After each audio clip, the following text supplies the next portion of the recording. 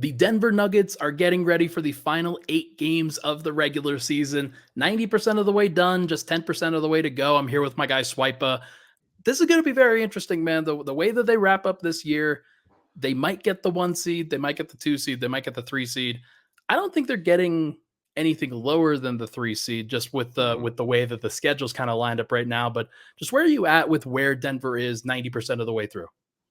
Yeah, I think up until a few days ago, I was like, they actually have a legitimate chance to get the 1 seed. They got some teams on there that are just not going to be good. The last 5 games of the year are Hawks, Jazz, Timberwolves, Spurs, Grizzlies. You know, if they wanted to, they could pad all those wins, and then 4 of those last 5, get those victories, and then that way they can cruise into the season, into the playoff, 57 wins, whatever else it might be. Right at this point, the Nuggets are dealing with a little bit of wrist injury.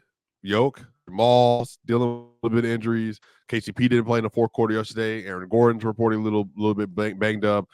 Reggie Jackson looks like he has just been through a He's meat laboring. grinder for the Yeah. last 6 months. He's been laboring since about January, by the way. So some of this is like they might just need to prioritize, like they've already have talked about multiple times. Look, we get into the playoffs healthy, nothing else matters. Like we'll go in to Minnesota, we'll go into OKC, we'll go into Boston, and we don't care. If we have our guys and our guys are locked in, it really doesn't matter. And I think the game versus the Suns was kind of the telling point for me. Was like, oh, they really just are kind of like, look, we're not going to give you the effort that you're asking for us. It's just not going to happen, And then the next game they play, they play versus the Timberwolves and the Wolves. And you heard JD McDaniels, they knew they can get the 1 seed. They were amped, they were ready, and they talked about this. They were planning on coming into Denver and getting a victory, and Denver did not, at any shape or form, match that energy, and it was Yeah. a very ugly first half. My takeaway from that one was that it felt like they were 2 different classes of teams at that stage of the season right there, Mm-hmm. where the Timberwolves just were able to reach a level that the Nuggets weren't able to physically or mentally kind of reach. Mm-hmm. And I wonder if that was because Denver kind of reached the level that we were talking about Right. against Boston, against the Lakers, against some of these other teams in early March, and The played against Heat. Yeah. Miami. Lots of those different Mm-hmm. matchups that Finally they beat the King. yeah, like they found Finally beat the ways Warriors. to Yeah. be successful in that, and they got their work done, and they've basically clinched the top 3 seed as a result. They just have to sort of win 3 of their final, like, 8 games in order to Right. get that done. But the one thing that Nikola Jokic said at the end of the Minnesota game kinda stuck out to me. I asked him about, like, if, like, does he care about the 1 seed? Does the team care about the 1 seed? Has their perspective on that changed at all, especially after these last couple losses? And Mm-hmm. he was very adamant about, I just care about playing our best basketball and getting healthy. Right. And so they're not going to be able to play Yeah. great basketball, I don't think, Yeah. before this, but I think they've already played enough good basketball that it doesn't really matter. It's just about the physical. Yeah. And I think at some point, like, Boston has that 11-game winning streak. They had a 9-game winning streak. The Houston's had a 10-game winning streak. Now 11-game winning streak. The Nuggets have had 2 stretches this year, I think, that they really showed some dominance. They went 14-4 over an 18-game sample size from like December through January. Yeah. And then they've gone 15-4, but they were 15-2 prior to these last couple games versus the Suns and versus the Wolves. I mean, do they need to go into the playoffs, 17-3? Like, would that have No. actually made like a really big difference for them? No. And I think some of this is what I love about the playoffs. And who taught me this, who kind of got me on board with this, was LeBron. Mm. And because remember, LeBron would like, the Cleveland Cavaliers, they would kind of like go up and down. They would have these really high peaks, and then all of a sudden they would kind of coast and not win. They would go into the playoffs as a 4 seed, 3 seed.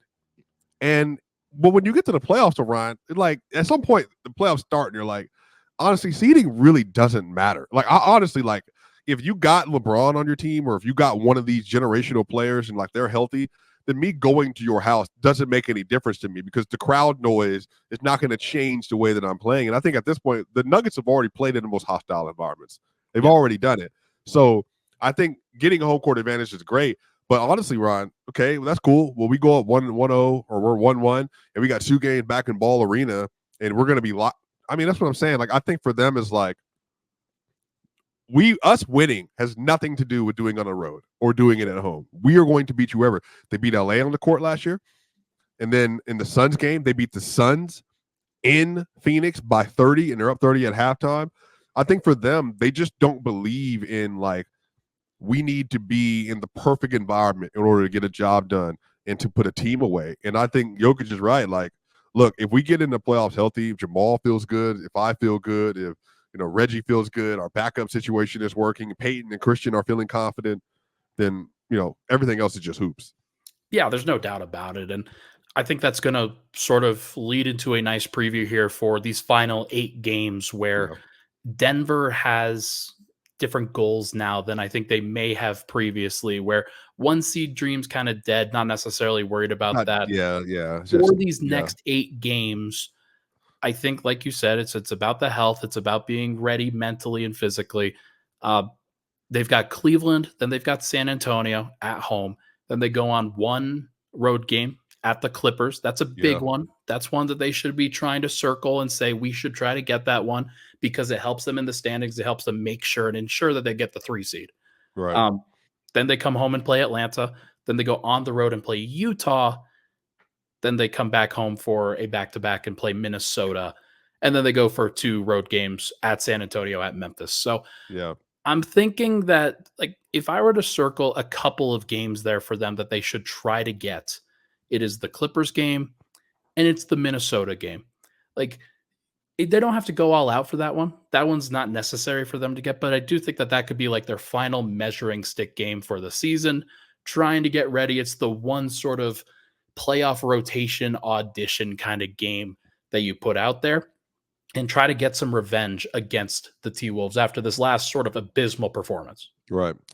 Yeah, if they want, or they could just not do that and just be like, we don't care. We'll just That would here be you pretty big baller. That would be right. that would be Just pretty interesting. just roll out in DeAndre Jordan and Collins, and just say, all right, go ahead. Like, we really don't care. Like, I We think want to see how many threes Julian Strother can get up in 26 minutes. That would right. be pretty impressive. Yeah. And I think some of this too is, Ryan, it's like if they get to let's say let's say they lose to Cleveland, right? And let's say they just start, they're like, all right, cool, we're gonna go beat the Spurs, beat the Clippers, beat the Jazz, beat the Hawks, beat the Jazz. Okay, that's 4 straight wins. That will put them at 55 wins. Okay, we're locked into the 3 seed. Jokic, go ahead and take a whole week and a half off before the playoffs. Murray, take a week and a half off before the playoffs. Aaron Gordon, week and a half off before the playoffs. I think some of this is like, I do think that Timberwolves game will be fun for them to go and engage. But I said on Locked On yesterday, this game, the one that we just watched versus the Wolves, go in there and show your stuff. Go in there without Jamal and whatever. And they just said nope. Nah. So I just don't know. I truly don't think we're going to see another good Nuggets game until the playoffs. I just don't know if they're going to bring the energy. And even the Clippers game, like, depending on where the standings are, the Clippers are going to be in a fight with the Pelicans. So, like, I don't even know if they're going to, like, put all their guys out for that. And they could still get a win, obviously, with Reggie Jackson and DeAndre Jordan, because we already seen that happen. So I'm curious to see what the energy level is going to be, given that they know they need to rest some guys, and I know they need to get healthy. And there are just a lot of premium spots in here for rest advantage to go into the playoffs. So I'm actually not sure, but I think the Nuggets are going to prioritize making sure that by the time they get to elimination games, that they're just going to be rolling like a machine, and they're going to try to push for another 16-4 run. Is there anybody in particular that you're watching over the course of the final 8 games of the season to make sure that they are either dialed in or they're healthy or something's going well heading into the playoffs? Yeah, I just want Peyton to have some confidence going in, because I know Malone said that he's not guaranteed Peyton is going to be very important for this team. And Peyton knows that. I know he knows that. And Malone knows that. I want Peyton to have some confidence. He's never been there before. He didn't play in the playoffs last year. Christian's done it. And Christian's been good lately. He had some duds here and there, but he's been good. Reggie, I would like for him to be able to play a little better, but he's a veteran. Like, I don't think that. I think if Reggie's healthy, I think he's going to have some really big games for the Nuggets in the playoff this year. I truly believe that. I would like to see Zeke Naji come back in case he need to get some rotation minutes from him at some point in time. But, again, doesn't look like it's going to happen, possibly. But Peyton for sure, because Peyton is the only green eggs and ham on the roster. Like, could be really good, but we just need to see him do it when it matters, hit some of those jump shots, see if he can hit some of those 3-pointers, and just roll into the playoffs feeling confident. So I think that's probably the last player on the list of players that you just kind of want to see just do some good things going to the offs. I'll say Michael Porter. He's had a great season up until maybe the last 4 or 5 games. He's been middling to subpar during that time, especially without Jamal.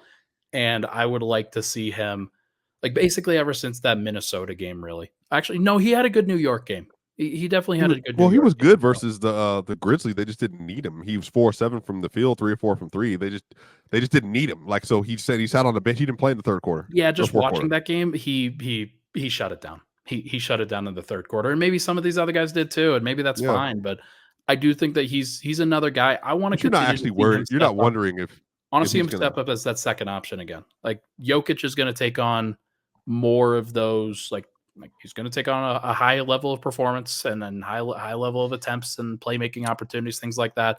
I want Well, to that's see probably Mike gonna be the continue to Clippers stay game then. involved in the second, third, and fourth quarter, not just the first. That's probably gonna be the Clipper game then, because not. I don't think it's gonna be a Cleveland game. Yeah. Probably the Clipper game in LA. That's going to be the last appearance. That's going to be a TNT game as well. Yeah, I think Porter has one more of those in his bag. But then, like I said, man, I think Porter shocked he didn't shock everybody. I think he shocked people not in Denver last year with how good he was in that Timberwolves series. They were just Yeah. like, he was driving well. He was hitting shots. His defense was good. And again, if the Nuggets are going to be all about running and physicality and just executing at the highest level with shot making, and I talked to Matt a little bit about this difference between the Nuggets last year and this year. Last year, the Nuggets were not as good defensively, but their shot making was a little better than it is this year. And so I think some of this is you want to see if that can transfer over. That will their shot get back to where it was? Because remember, at one point in time in the season, Brian, they were first in effective field goal percentage, and then they have kind of fallen off since that point, and then they rose back up, and it looks like they're falling off again as well. So I want to see if they can get some consistency in their shot making, but I don't think you're going to see that for the rest of the regular season. I think that's going to take that first round matchup. I doubt it. We'll see what happens. But hey, here's the good thing is that if they do end up falling to a 3 seed, they'll know who they're facing as the 6 seed by the Right. end of the year. They'll have a week to prepare for that. They'll have plenty of time, unlike last year where you figure out who you're going to play in the play-in tournament. And just kind of looking at the way that the seeding's breaking down, I think they're going to be okay with whoever they play at 6. I think they're going to be just fine with that. And they'll have plenty of time to rest, recover, figure it out with over the course of these next 8 games and then into that play-in tournament time. That'd be hilarious to see the Mavericks in Minnesota in the first round, and then Luka and Kyrie just go bonkers. That would be But wild. who knows? They look good, man. I like Daniil Gafford on that team. Yeah, that'll be a fun one to watch. All right, well, hey, everybody in the comments, let us know what you think we're going to see from the Nuggets over the course of these final 8 games of the season. Just 10% of the way to go. We'll see what happens. Should be a lot of fun. He's Swipa. I'm Ryan. We'll see you guys in the next one.